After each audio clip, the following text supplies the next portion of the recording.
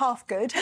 I'm pleased to hear. Which half? The passport or the driving licence? Well, I think the half that's good is the cracking down on middle-class drug use. I'm not completely convinced about the way they're going about it, but I do think that middle-class drug use, you know, sitting around a dinner table in your nice Islington flat or whatever, and phoning someone to bring you a delivery of cocaine or something like that, is all too often seen as a victimless crime, and people think it's just a lifestyle choice, and it's not. You know, what's coming at the other end of that is gang violence, people actually losing their lives on the streets of London in less middle-class areas of London.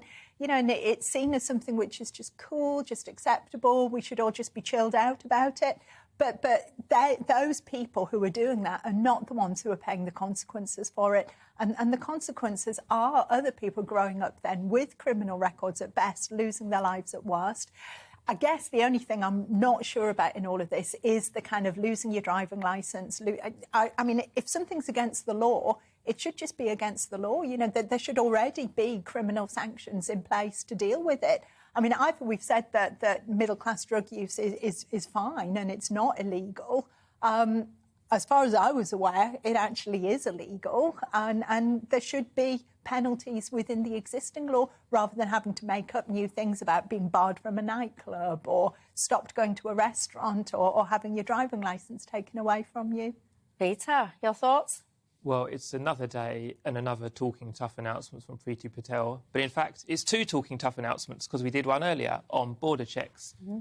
A cynic might say that some tough new announcements might have something to do with the cabinet reshuffle that is coming once the new Prime Minister is elected. So it does make you a bit sceptical about what Preeti Patel says. But of course, as Joanna indicated, the other point is taking drugs is already illegal.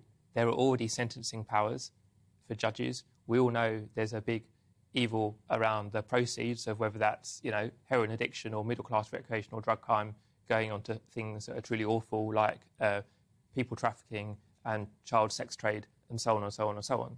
But what is the announcement here other than the Home Office is feeling a bit tough against people that break the law when it's already illegal, police already work on this every day, and judges already have powers to sentence them. So I suspect there's not very much in this.